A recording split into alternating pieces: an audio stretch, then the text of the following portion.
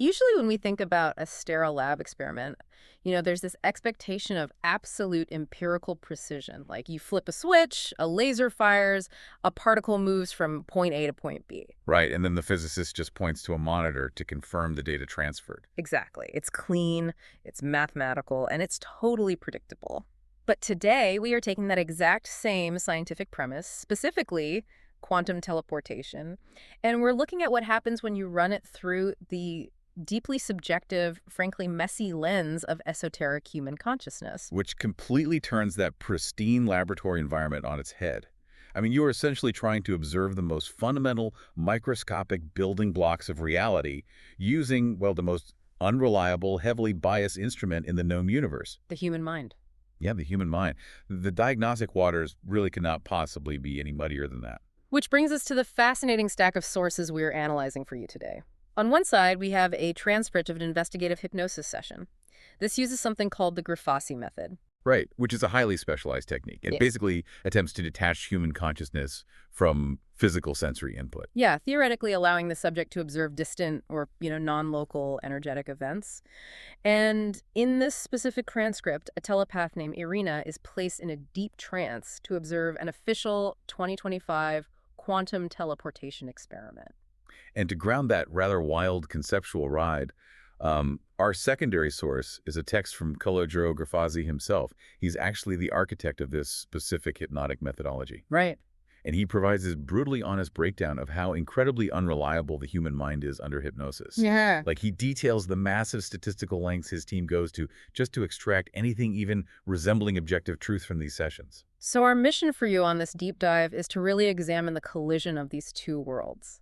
We want to explore what this esoteric investigation suggests about human consciousness, the actual physical mechanics of human intention, and, the dizzying paradox of trying to locate empirical facts inside the landscape of human imagination. It's a lot to cover. It is. Okay, let's unpack this because I think the best place to start is right inside that laboratory. Yeah, so the specific target of Irina's hypnotic observation is an experiment slated for 2025. This is by the University of Science and Technology in China. Okay. And the stated real-world scientific goal here is the quantum teleportation of information from one microchip to another. Which, in physics, typically involves entangling particles, right? So that the quantum state of one is instantly reflected in the other. Exactly. You're effectively transferring data without actually moving a physical object. Okay, so Irina is in this deep trance, allegedly viewing this future or maybe parallel event on an energetic level. When that data moves between the chips, what exactly is she perceiving? Well, she perceives the transfer as absolutely perfect. Like, the information arrives at the second chip 100% intact, exactly as it was coded. Yeah, but her description of the mechanism, like the actual how of the transfer, is incredibly strange. She states that the information seems to travel instantly, manifesting directly at the destination, but simultaneously, she says it also transverses a physical space to get there. Wait, that sounds like a total contradiction. How does data move instantly, but still travel across a physical distance? Right, it's weird. She resolves this by describing the space it moves through as a highly specific informational field of the universe. She calls it a sterile or virgin void. A sterile void. Yeah. The concept here is that this space is entirely devoid of human observation, artificial frequencies, or like any energetic static. Because the void is completely untouched, the quantum information passes through it without being degraded or modified at all. It encounters zero friction. Let me see if I can translate this for you, the listener. Is this mechanism sort of like sending a perfectly sealed, highly encrypted digital envelope across a really chaotic, unsecured public Wi-Fi network? That's a good way to look at it. But instead of braving the actual network, the envelope somehow generates its own private, impenetrable, temporary tunnel, making sure the data never interacts with the corruption of the public network. If we connect this to the bigger picture, that analogy highlights the exact dynamic she is describing. But it carries massive implications for you and me outside of a physics lab. Right, because she's not just talking about microchips. Exactly. Yeah. Irina's claim is that this mechanism isn't restricted to technology. She suggests that the conscious manipulation of quantum information, which is actually how she defines human intention, can directly alter manifested reality. Okay, wait, so our intentions are quantum manipulations. According to her, yes. But the catch is that the manifestation depends entirely on the protection of that information. If the intention is perfectly isolated within that sterile void we talked about, it dictates reality. But if it's not? If the envelope is open and the data is exposed to our environment, the information just scatters, it distorts. And the final manifested reality bears zero resemblance to whatever your original intention was. Man, if intention operates like a perfectly sealed envelope that can physically alter reality, the immediate question I have is, why aren't we all manifesting winning lottery tickets? Or perfect health? Or massive success? Right. Why isn't it working for everyone? Exactly. If we possess this capability, why do human intentions fail so consistently? Well, Irina points out that our failure comes down to a fundamental misunderstanding of what an intention actually is. In the transcript, she draws this very rigid line between thoughts and intention. She argues that humanity constantly confuses the two. I mean, I think most people use those terms totally interchangeably, like a thought is an intention, isn't it? They do, and that is exactly where the manifestation process breaks down. Irina perceives thoughts as highly scattered, chaotic, and crucially, they are absorbed from external programming. Oh, interesting. So they are reactionary. Yes, exactly. Intention, on the other hand, is generated from the absolute core essence of an individual. It's a deep, sincere, concise necessity. It operates with absolute certainty, completely devoid of doubt or any external influence. So, to use an analogy regarding how these function mechanically, I guess thoughts are like striking every single key on a piano at the exact same time. Yeah, that's a great visual. Right. It generates a massive amount of volume and chaotic noise, but there is no cohesive resonance. Intention, however, is like striking a single, perfectly calibrated tuning fork. Yes. It creates one pure, specific frequency that literally forces the surrounding environment to vibrate in sympathy with it. That is a perfect visualization of the mechanics. But the profound problem we face is what happens the millisecond you strike that tuning fork. Right, because it doesn't stay pure for long. Exactly. The moment you attempt to fire that pure frequency of intention out into the world, it collides with a massive wall of environmental static. Irina actually identifies 5 distinct layers of interference that actively attack and scatter human intention. And the sources outline these 5 interferences in remarkable detail. They range from the technological to the highly esoteric. So let's break down the mechanics of these. What is the first layer scattering our frequency? The first is electromagnetic fields.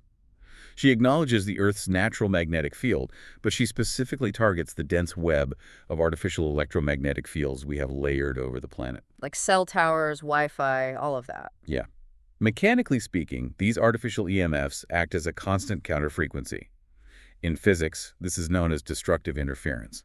It's when 2 waves collide and cancel each other out, which just disperses the energy. Wow. Okay, and the second interference is arguably the most surprising to me, just because it's so pervasive. It's the air itself. Yes, she perceives the atmosphere around us not as empty space, but as a medium that is heavily saturated with suspended metals and specific gases. Which is wild to think about, because if intention is an energetic frequency, then attempting to push that frequency through an atmosphere dense with conductive metals means those microscopic particles are acting like billions of tiny grounding rods. Precisely. They're literally catching the frequency of your intention and bleeding the energy off in a billion random directions before it can ever reach its target. The medium itself is conductive and completely chaotic. Now, the third interference moves into the realm of, well, esoteric claims. It's extraterrestrial or entity interferences. And just to be clear for you listening, we are impartially reporting the claims established in the source text here. We aren't taking a stance on this. Right, absolutely. So Irina suggests that energetic parasites or entities from other dimensions actively interface with human energy fields. They basically act as leeches, feeding on or purposefully distorting specific emotional frequencies, which further mangles the original intention. Okay, so that's layer 3. The fourth factor is entirely psychological, which actually makes it incredibly relatable. She calls it societal programming and explicitly lists things like family expectations, political tribalism, cultural norms, and religious doctrine. Yeah, she refers to these as generators of secondary background thoughts. Again, just clarifying, we are reporting the source's view on these societal structures, not endorsing a specific side. Of course. But let's look at how this works mechanically. You strike the tuning fork of your core intention, say perhaps a desire for absolute freedom or massive success. Yeah. But beneath that, your subconscious has been programmed by decades of societal conditioning to believe things like, I don't deserve this, or this goes against my family's values. Oh man, So that creates internal destructive interference. Exactly. Yeah. Your frequencies are clashing and canceling each other out inside your own mind before they ever even leave your body. That is so frustrating. And finally, the fifth interference operates at a macro planetary level. She refers to blockages at the very edge of Earth's atmosphere. Yeah, describing it as a matrix or firmament. Right, it essentially functions as a planetary containment field, just bouncing whatever weak, scattered intentions manage to survive the EMFs in the air right back down to the surface. When you compile that list, artificial EMS canceling waves, Yeah. conductive air particles grounding out energy, entity attachments distorting frequencies, subconscious societal programming creating internal friction, and an atmospheric containment field. It's a lot. It is frankly a miracle that humans manage to execute a single coherent action, let alone manipulate quantum reality. Right. This highlights a glaring mechanical problem for the listener.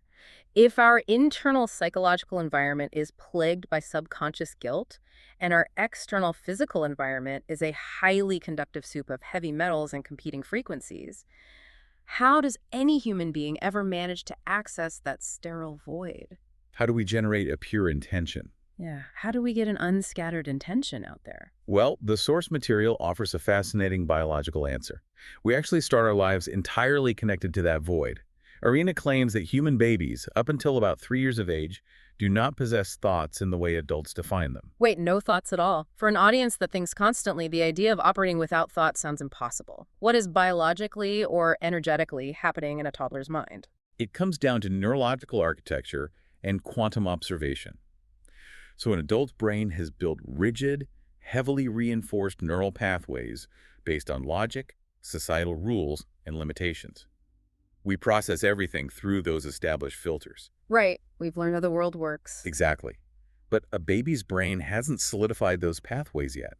Because they lack these logical barriers, their consciousness effectively exists in a state of quantum superposition. Meaning they aren't forcing reality to collapse into one highly restricted, logical outcome. Yes, they experience pure sensation and perception, living entirely within the present millisecond. Because they aren't bogged down by the secondary background noise of politics or cultural expectations, their internal tuning fork is striking a pure note. Exactly.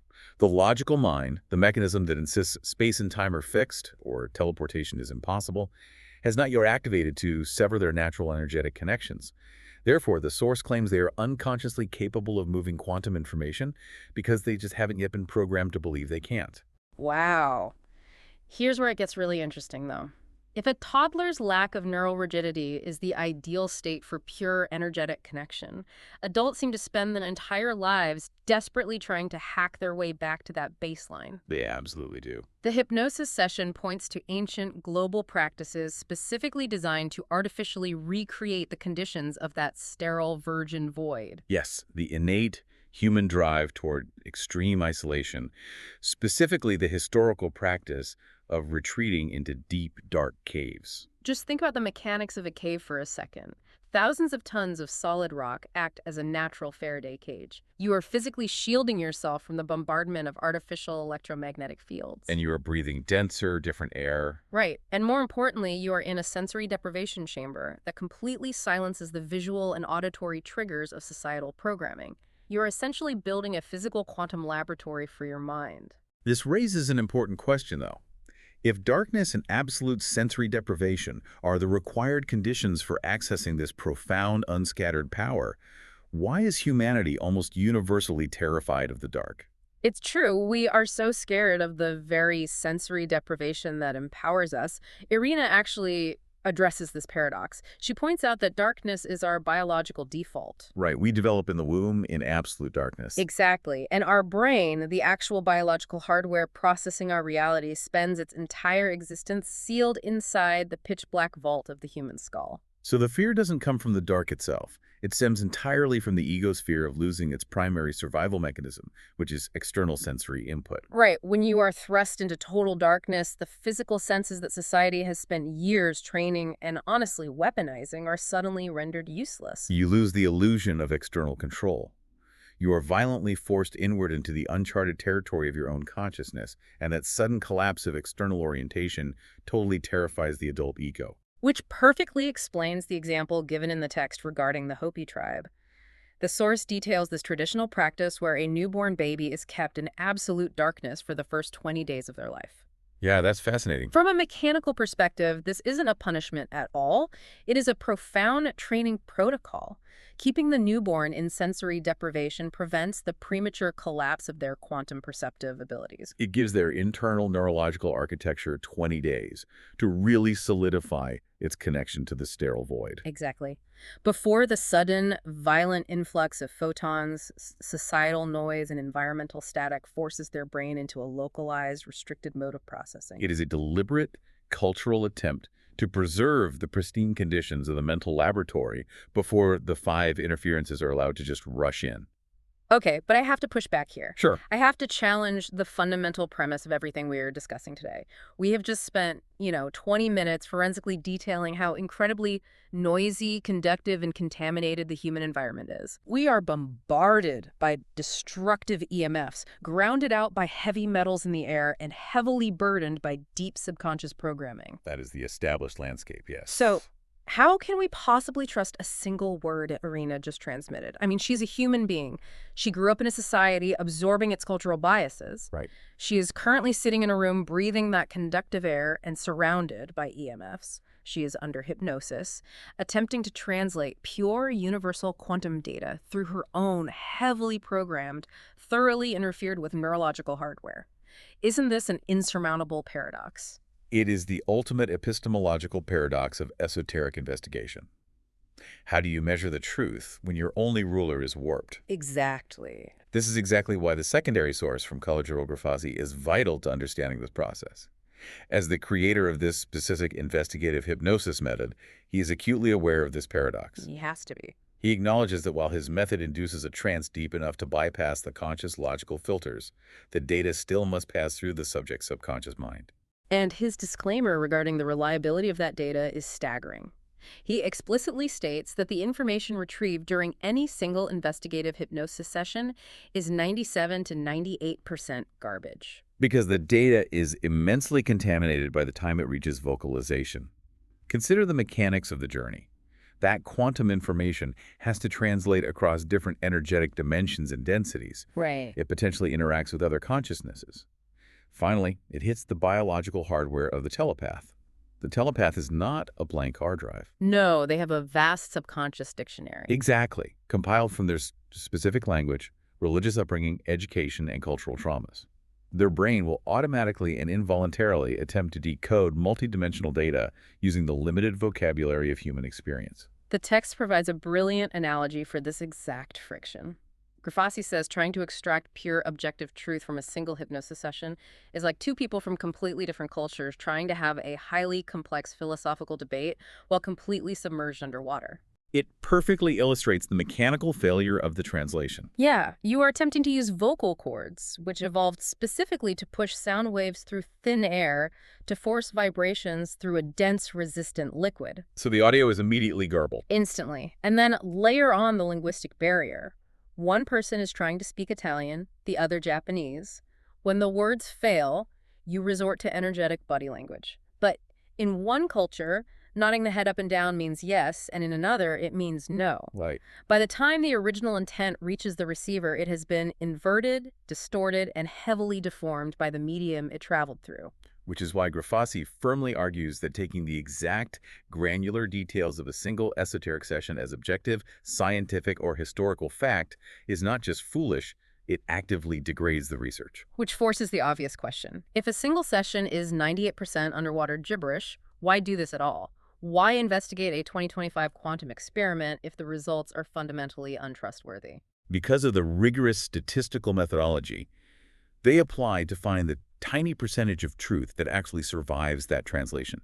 You do not rely on one session.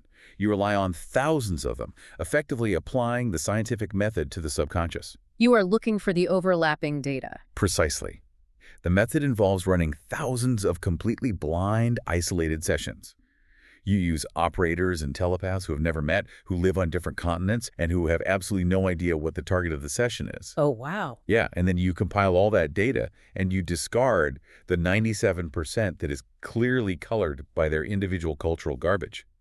What you are actively hunting for is the incredibly rare 2 to 3% of information that perfectly, inexplicably overlaps across every single blind session. For example, the text notes that if thousands of unconnected people across different cultures consistently describe an entity with specific gray physical proportions or a reptilian energetic structure, or map out the exact same underground etheric bases beneath specific cities, that tiny, mathematically improbable sliver of overlapping data is the only thing they consider actionable intelligence. Because they are isolating the variables. When Irina describes the quantum experiment in China, the actionable truth isn't necessarily the exact date of 2025 or the specific name of the university. Her subconscious likely supplied those specifics just to ground the concept. Exactly. What's fascinating here is that the value lies in the underlying mechanical architecture she describes. The sterile void, the protective envelope of intention, versus the scattered noise of thought. They value that framework because those specific mechanics align perfectly with the data gathered across thousands of other disconnected sessions. So, to map the incredible terrain we have covered today for you, we started with the pristine ambition of quantum teleportation in a Chinese laboratory. We discovered that our own minds, bombarded by heavy metals and EMFs, are constantly scattering our intentions into the ether. We examined the pure, uncollapsed wave function of a toddler's perception. Yeah, and humanity's ancient drive to recreate the sterile void in dark caves. And finally, the dizzying mathematical reality of trying to extract a 3% sliver of truth from the deeply contaminated landscape of human imagination. It is a profound, somewhat humbling examination of how incredibly difficult it is to simply know anything with absolute purity. So, what does this all mean? Where does this leave you, the listener, as you attempt to navigate your own messy, interference-filled life? There is one final, intensely provocative concept buried at the end of Irina's session. While observing the grand energetic scope of Earth, she noted that the planet has weathered 5 distinct historical cycles. Okay.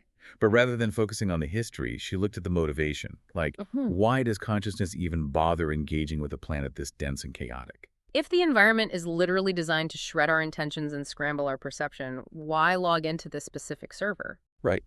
She describes the absolute origin of consciousness, the source state, as entirely neutral. It is perfectly pristine, perfectly peaceful, and effectively dead.